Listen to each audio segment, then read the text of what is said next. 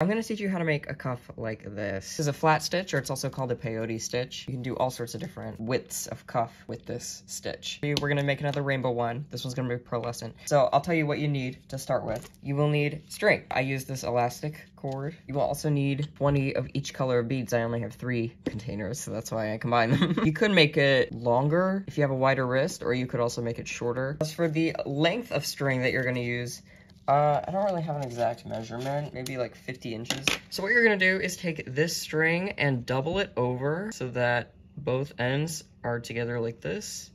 And then you kind of have it like that. I know it's hard to see, but you know. And what you're gonna do to start off is hold it so that both ends in your fingers like this. Then you are going to take 2 beads. 1, 2, you're gonna put them on either end. And you're gonna guide it down. One kind of already fell. But you're gonna guide them down. Instead of going like this, you're gonna hold it so that these 2 beads are staying side by side. It's kind of, it's weird to describe, but you kind of just gotta give it a little pinch and they're side by side like that. So now you're gonna take your next color and these 2 are going to go together and you're gonna string,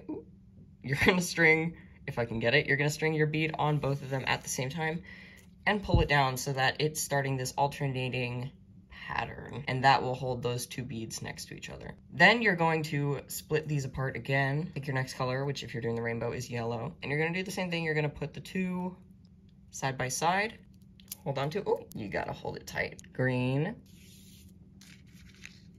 And now I wanna show you something. If you had a bracelet with an odd number of rows, like 5, 3, 7, whatever, you would tie it off here between these 2 beads, and that would hold it secure. But I'm doing one with 6 rows, so I'm gonna put purple on.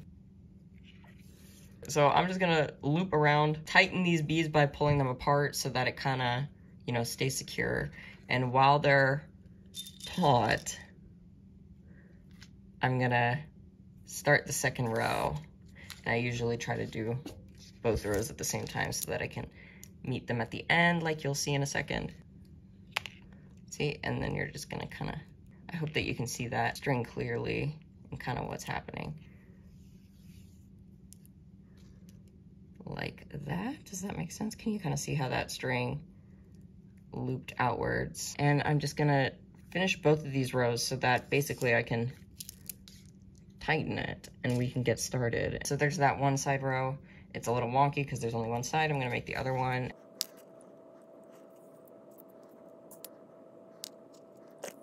Like that. Once you have it like this, you can kind of see you're just gonna continue building out the bracelet from either side. Yeah, what you're gonna do is just take another bead and continue on. It's kind of this process of, you will just fill in every other bead. You can see you're kind of filling in the gaps between these beads in a way. And it will always leave you with 3 beads sticking out further than the rest. And then the next row, you're just gonna basically fill in the other beads so that they're kind of stepping over each other in a way, if that makes sense. That doesn't make sense. But you're just gonna continue extending it out. Once you get to the end, you just loop it around, pull it through, and so on. Again, once you're at the end, all you have to do is just turn it around, grab another bead, and put it in the bead to the side of it. Just make sure to pull it so that that bead is laying correctly, like that. And you can continue the next row. And you will do this until you use up all 20 beads, or at least that's the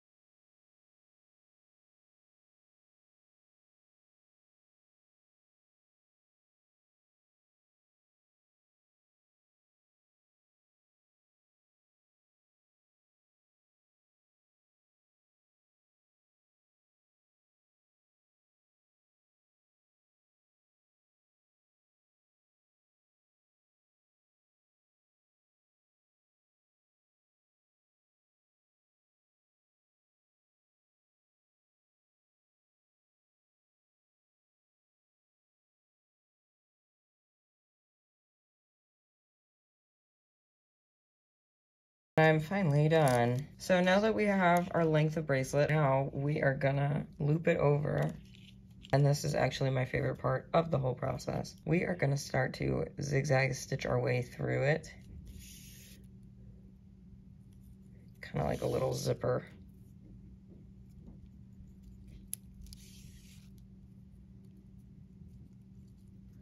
You can see just working our way through here.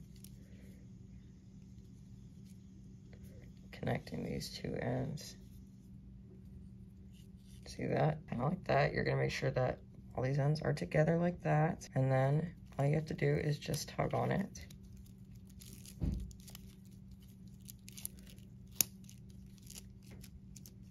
And it will be together. I'm just gonna tie that in a knot, cut off the excess.